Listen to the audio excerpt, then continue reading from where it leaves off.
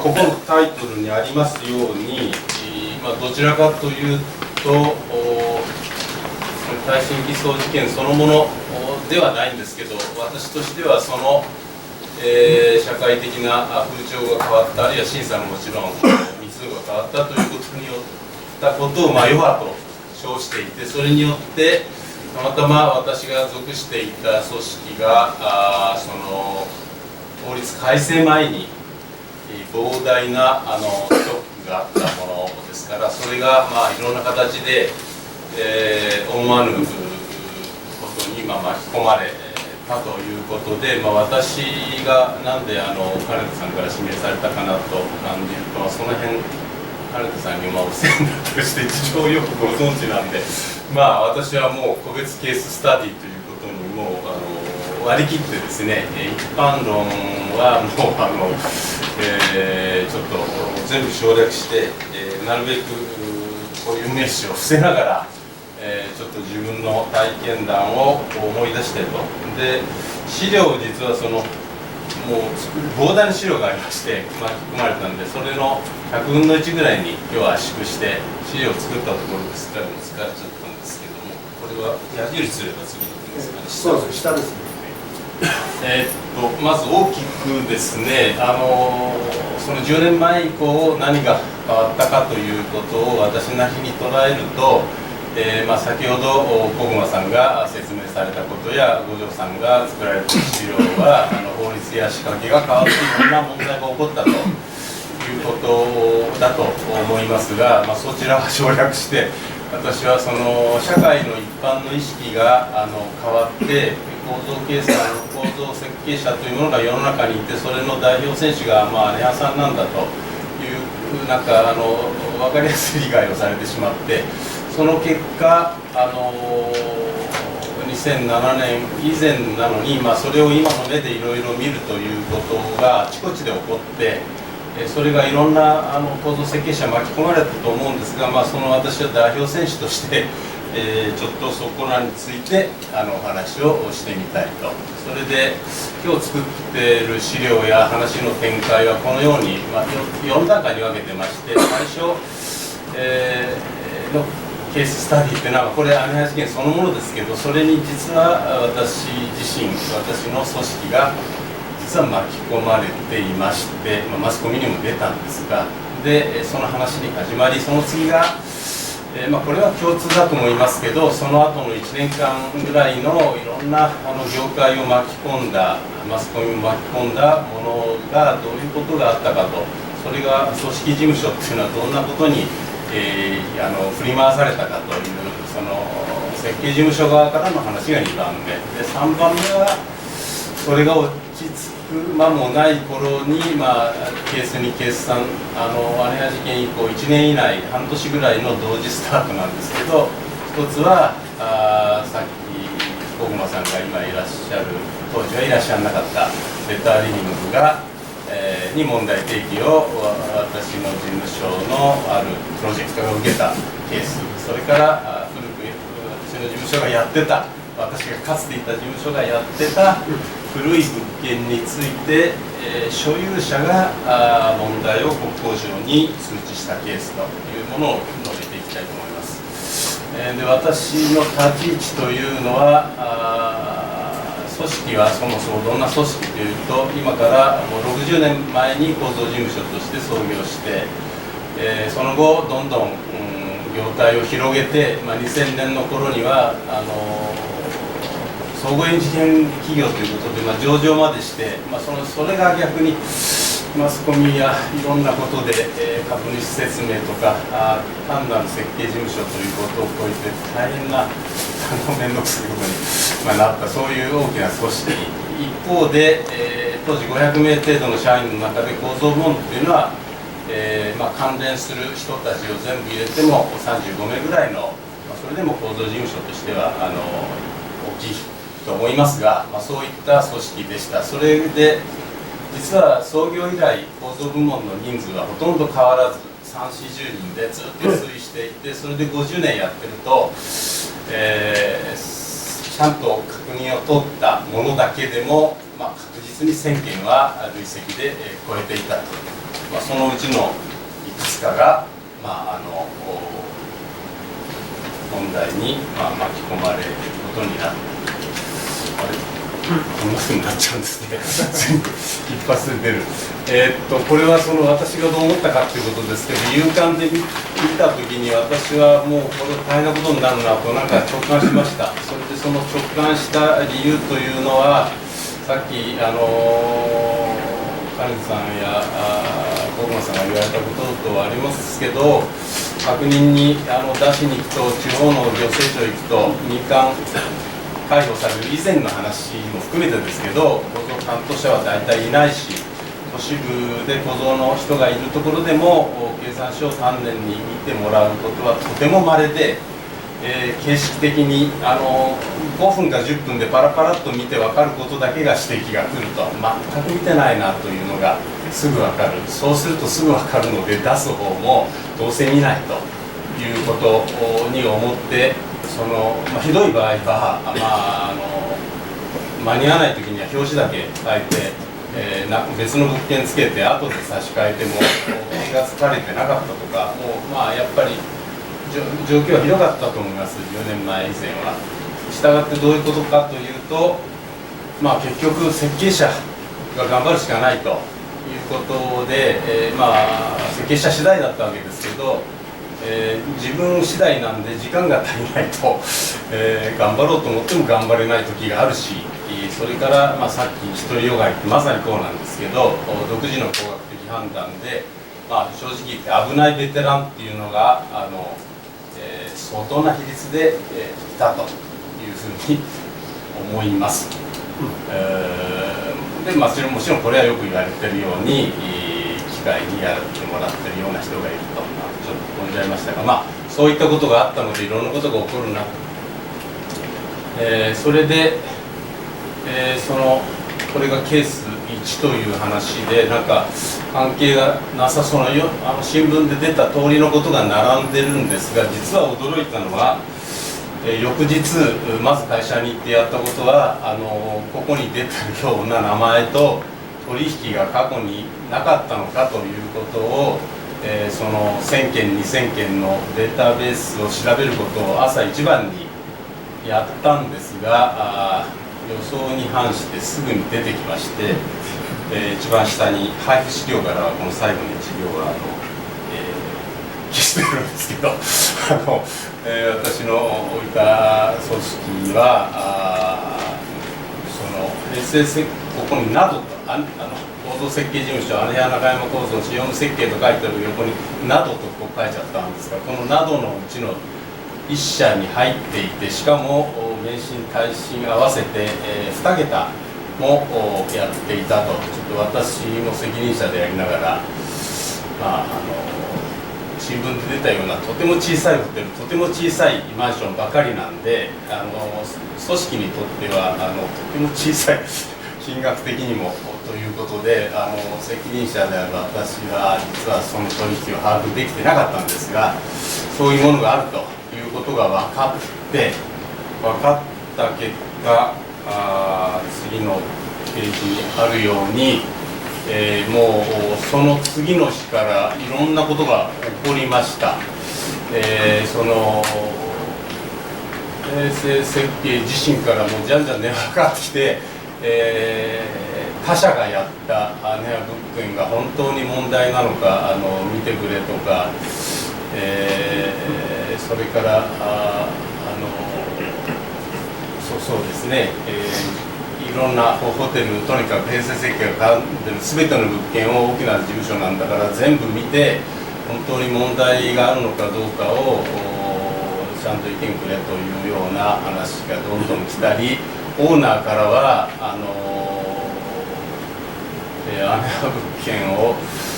補強設計してくれという話が来たり、でもこれ全部お宅は平成設計と付き合ってたんでしょと、やってくれていいじゃないかという、そういう関係で非常に強い要望で、辞退するのを全部いちいち訪問しないと電話で辞退できないというほど、面倒な話が始まり、さらに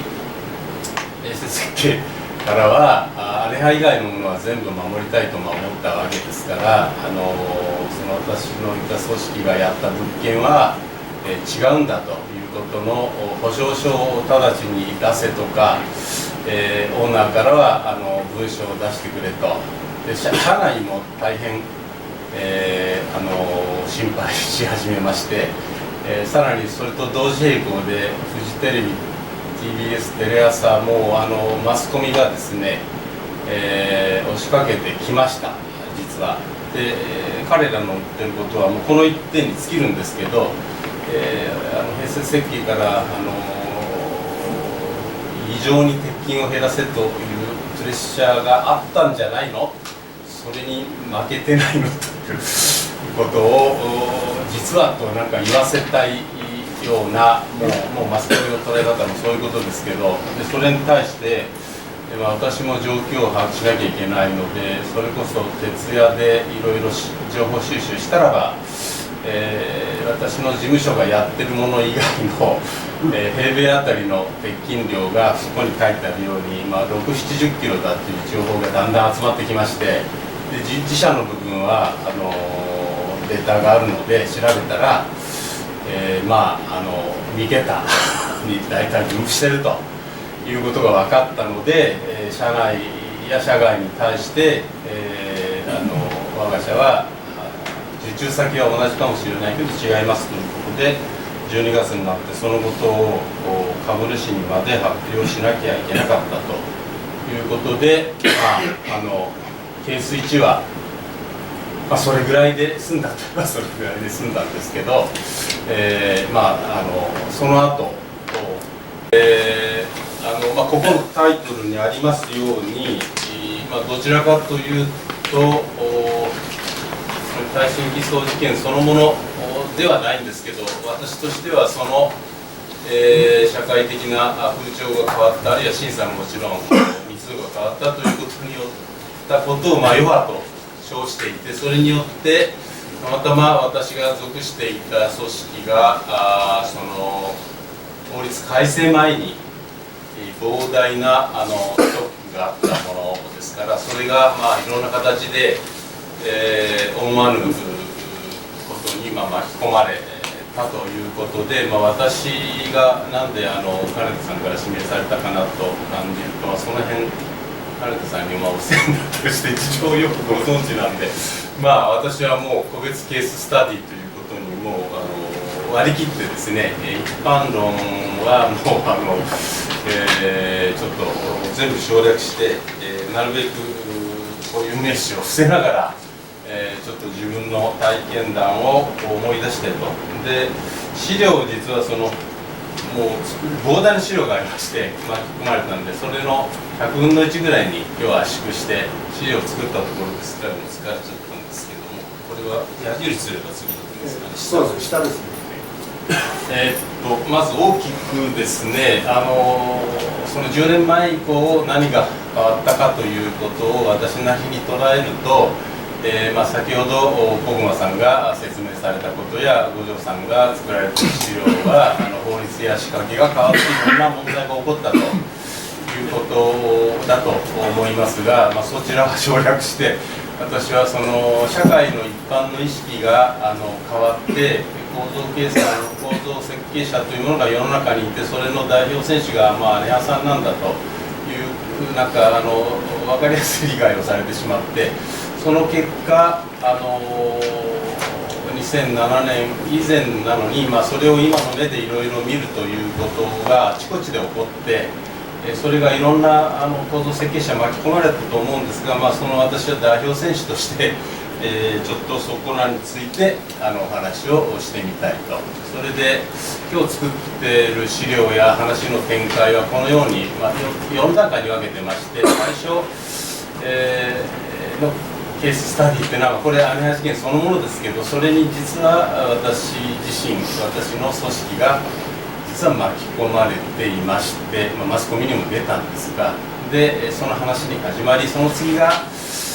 これは共通だと思いますけど、その後の1年間ぐらいのいろんな業界を巻き込んだマスコミを巻き込んだものがどういうことがあったかと、それが組織事務所っていうのはどんなことに、振り回されたかというその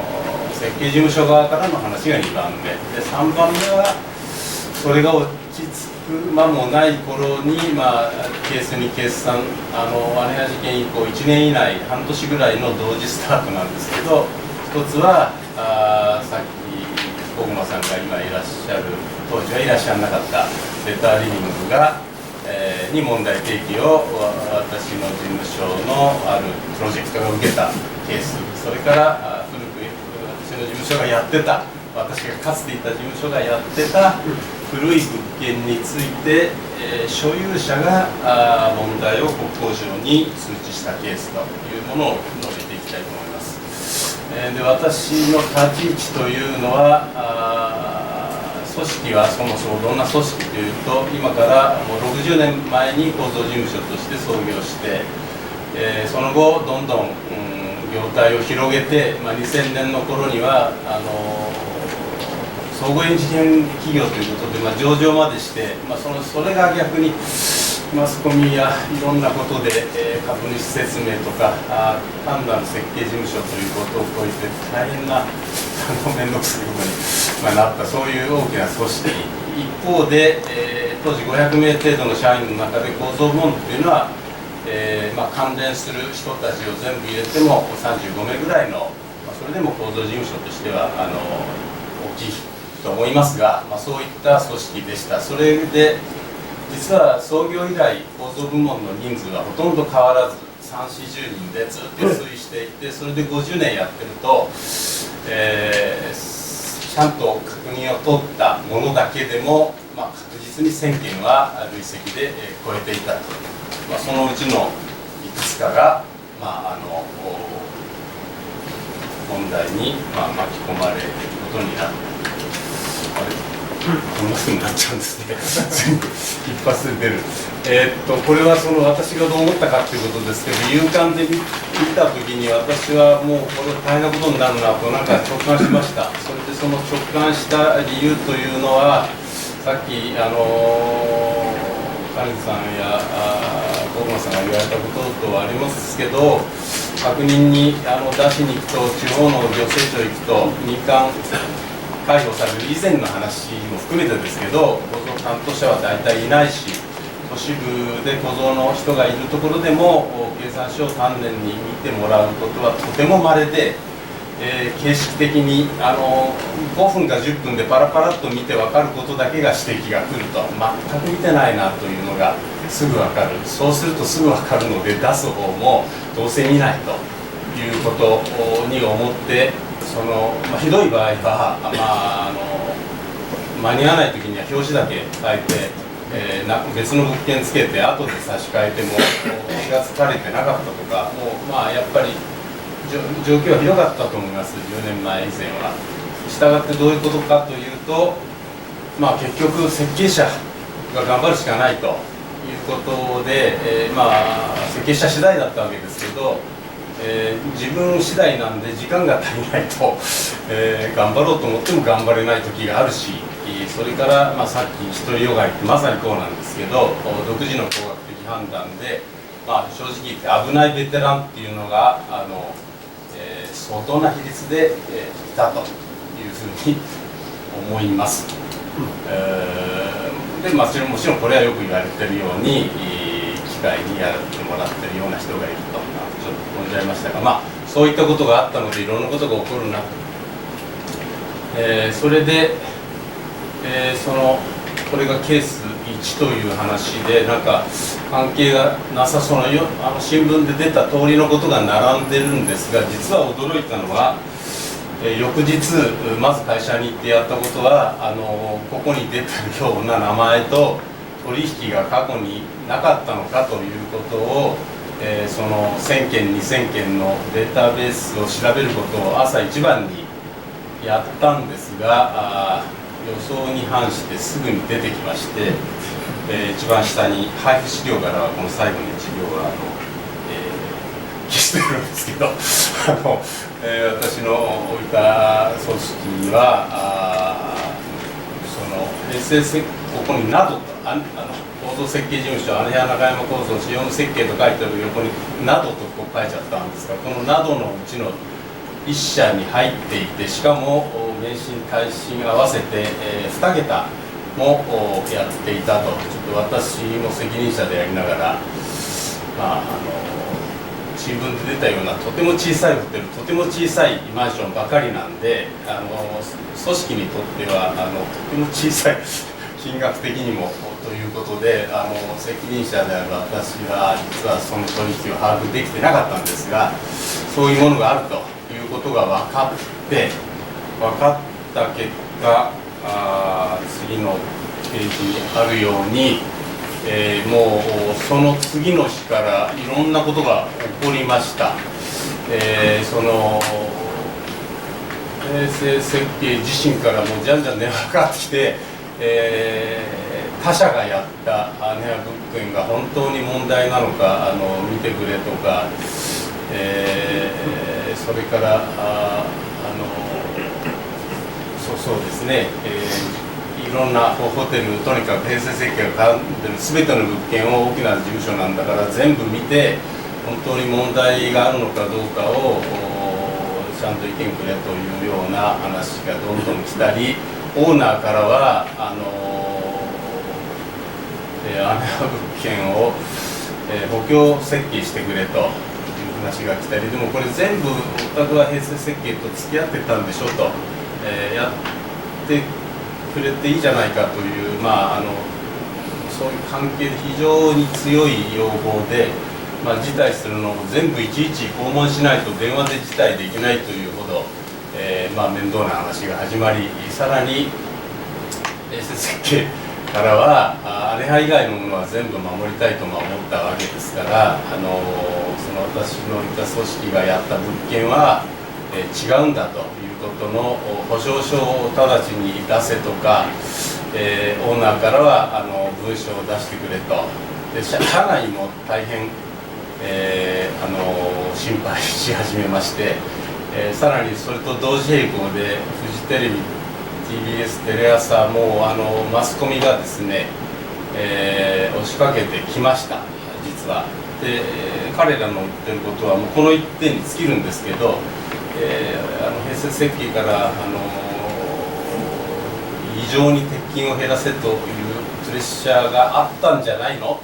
それに負けてないのということを実はとなんか言わせたいような、